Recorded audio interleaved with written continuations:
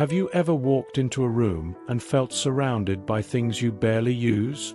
This is more common than you might think. Studies show that an excess of objects can increase stress, make daily tasks more difficult, and even affect memory over time. But here's the good news. You don't have to fix everything at once. Take Laura, for example. She has lived in the same house for over 30 years, filling it with memories, keepsakes, and things she thought she might need one day. But lately, her home feels less like a cozy retreat and more like a storage unit. Her closets are packed, her drawers won't close, and every piece of furniture is covered with items she always meant to organize but never did. Many people experience this.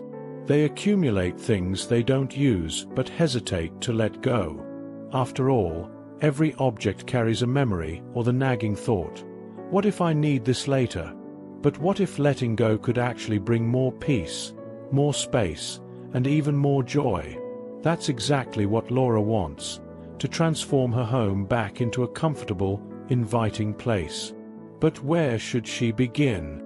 This guide will walk you through the first things to remove, making it easier to create a more peaceful home. Small changes can make a big difference. Do you relate to Laura? Let us know in the comments. And if you're ready to reclaim your space, be sure to like this video and subscribe for more practical tips to make life after 60 easier and more enjoyable. Living room, a space to relax. Laura starts in the living room, where she spends most of her time. But what used to be a welcoming, cozy space now feels crowded and disorganized. If this sounds familiar, here's where to start. Old magazines and newspapers. Laura loves reading while having her morning coffee, but over time, stacks of magazines have piled up on her coffee table, bookshelves, and even a chair in the corner. Some of them are over a year old. The problem? Magazines and newspapers collect dust, take up space, and are rarely read again. If they're more than 6 months old, it's time to recycle them. To keep something useful, Laura takes a picture of interesting articles or recipes and stores them digitally. Worn out throw pillows.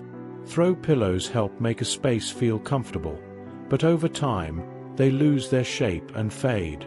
Laura's couch is covered in pillows that are flat, discolored, and even stained. Instead of adding warmth to the space, they make the room look tired and cluttered. The rule: if your throw pillows have lost their fluff, are faded, or haven't been used in years, it's time to replace or donate them. Laura picks out a few new pillows that are soft, fresh, and match her space. Instant upgrade. Too many decorative items. Over the years, Laura has collected souvenirs, gifts, and decorative pieces. Each holds sentimental value, but together, they create a cluttered, overwhelming look. Too many small objects make cleaning harder and make a space feel chaotic instead of cozy. Instead of keeping everything, Laura asks herself, does this truly bring me joy? Would I miss it if it were gone? Does this item add to a peaceful space or just take up room? She selects a few special pieces, like a framed family photo and a vase from a memorable trip. The rest, she stores or donates. Now, her shelves and tables feel more intentional, open, and airy. Try this. Take a quick look around your living room. Is there a shelf or table covered in small decorative objects? Challenge yourself to remove half of them and see how much more open your space feels. Too much furniture, extra space, or an obstacle? Laura's living room has a chair no one ever sits in, a side table covered in unopened mail, an old lamp that no longer works, a bulky entertainment center she never uses anymore. Extra furniture doesn't just take up space, it makes the home harder to navigate. Over time, a crowded room can become a safety hazard, increasing the risk of tripping and falling. Thinking about this, Laura removes or repurposes furniture she doesn't need. The result? More open space, easier movement, and a cleaner, more inviting atmosphere. Ask yourself, do you have a chair, table, or other furniture that just collects dust? If so, it might be time to let it go. With her living room now feeling lighter and more inviting, Laura already senses a big difference. But the real challenge is yet to come. The kitchen, where clutter doesn't just make life difficult, it can also pose a health risk. Kitchen. Less clutter, more efficiency. After organizing the living room, Laura moves on to the kitchen, the heart of the home. But instead of feeling motivated to cook, she feels frustrated. Her cabinets are overflowing, drawers get stuck, and finding the right lid for a container feels like an exhausting task. Sound familiar? The truth is, a cluttered kitchen makes daily routines more difficult. Searching for utensils, cleaning up, and preparing meals all become unnecessary challenges. Let's simplify. Laura starts by eliminating 4 common sources of kitchen clutter that take up valuable space. Expired and forgotten food. She opens her pantry and checks expiration dates. Some cans expired 2 years ago. That bag of flour? Long past its prime. The reality is that most pantries contain expired products or food that will never be used. Holding onto them only wastes space. The solution? Check expiration dates and discard anything that's past its limit. Unopened, unexpired food that won't be used can be donated to a local food bank. Laura reorganizes her pantry by category, making it easier to see what she has. Try this. Check a few expiration dates in your pantry right now. Did you find anything expired? Share in the comments. Lidless containers and worn-out storage. Laura's kitchen drawers are packed with plastic containers, but there's a problem. Many are missing their lids. Others are cracked, stained, or have been warped from microwave use. Every time she tries to store leftovers, she gets frustrated. Here's a simple trick. Match each container with its lid. If there's no match, it goes. Getting rid of old, damaged containers and keeping only a functional set saves space and makes food storage much easier. Too many mugs and cups. Laura opens one of her kitchen cabinets and finds a tower of mugs. The funny thing, she doesn't even drink coffee, yet she has more than 20, collected over the years from trips, gifts, and events. The problem? She only ever uses 3. Sound familiar? Mugs and cups tend to multiply over time, but keeping too many just makes the kitchen more cluttered. To solve this, Laura sorts through her collection, keeps her favorites, the ones she actually enjoys using, and donates or repurposes the rest. Want to try this? Take a look at your mug collection. How many do you actually use? Challenge yourself to cut it in half and see how much more space you gain. Old cookware and utensils. When letting go is about health, Laura's pots and pans have seen better days. Her non-stick pan is more scratches than surface. Her old baking sheet, warped and rusting. Beyond being frustrating to use, damaged cookware can pose health risks. Scratched non-stick coatings may release harmful chemicals, and rusty or warped pans don't cook food evenly. The solution? Get rid of any pots and pans with deep scratches, rust, or peeling non-stick coating. Instead of holding onto a dozen worn-out items, Laura keeps only the essentials: a quality frying pan, a good saucepan, and a sturdy baking sheet. Suddenly, her cabinets feel organized, uncluttered, and easy to navigate. Now, a challenge. What's one kitchen item you find hardest to let go of? Tell us in the comments. Bedroom. Transform your space into a restful retreat. Laura moves on to the bedroom, expecting a sense of calm. But instead, she is met with a crowded, chaotic space. Her wardrobe is overflowing, shoes are scattered across the floor, and her nightstand has turned into a dumping ground for random objects. A bedroom should be a place of rest, not storage. If clutter is taking over, it might be time to declutter and reorganize for better sleep and a more peaceful atmosphere. Clothes that don't fit or are never worn. Laura opens her wardrobe and sees rows of clothes she hasn't touched in years. Some are too tight, some are outdated, and others just don't suit her anymore. Yet, they remain, kept, just in case she ever needs them. The truth. If you haven't worn it in the past year, you probably won't. Holding on to clothes out of guilt or uncertainty only makes it harder to find the ones you actually wear and love. Decluttering tip: turn all your hangers backward. After wearing something, put it back normally. After 6 months, any item still on a backward hanger should be donated. Now, a challenge. How many unworn clothes are still hanging in your closet? Let us know in the comments. Worn out bedding. Laura looks at her bed and realizes her pillows are lumpy, and her sheets are thin and worn out. Over time, bedding loses its softness and can even harbor dust mites and allergens. For better sleep and hygiene, pillows should be replaced every 1 to 2 years. Sheets that are pilling, torn, or rough to the touch should be swapped for a fresh, comfortable set.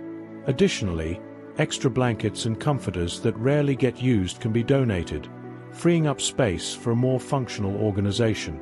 Shoes that hurt or never get worn. Looking down at the pile of shoes in her closet, Laura sees high heels that hurt her feet, sneakers that pinch her toes, and sandals with broken straps. If you own shoes that just take up space but never get worn, it's probably time to let them go. The best rule: keep only the shoes that are comfortable and practical for your daily life. Laura selects her favorite, most useful pairs and donates the ones that no longer serve her. The result? A more organized closet and a lighter, more breathable space. Forgotten accessories. Jewelry that never gets worn. Jewelry boxes can be a hidden source of clutter. Laura finds pieces she bought on impulse, old costume jewelry that has tarnished, and even gifts she never really liked. Instead of keeping accessories just because, she chooses to keep only the ones that are special and meaningful. Sentimental pieces are saved, while the rest is donated or recycled. Now, her jewelry box is neat and functional. If you have jewelry you never wear, consider donating it, passing sentimental pieces to loved ones, or recycling damaged items. A well-organized space allows you to truly enjoy the things you love. With her bedroom finally free of excess, Laura feels a new sense of tranquility. But the next space holds even more hidden clutter, and if left unchecked, it can quickly become overwhelming. The home office, a pile of papers and outdated technology. Laura steps into her home office, expecting a quick and simple cleanup. But as she opens drawers and cabinets, she is met with piles of paperwork, tangled cords, and a collection of dried-up pens. Old documents and forgotten gadgets are some of the hardest things to let go of, yet they accumulate before we even notice. An organized workspace means less stress, more productivity, and a more enjoyable environment. Old papers and unnecessary documents. Laura flips through folders filled with old bills, bank statements, and paperwork she hasn't touched in years. The truth: most documents don't need to take up physical space.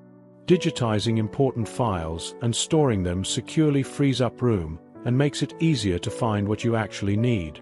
The best strategy? Shred or recycle old bills and outdated paperwork. Tax records, legal documents, and medical records should be kept, but everything else can be discarded. Challenge: what's the oldest document you found lying around your house?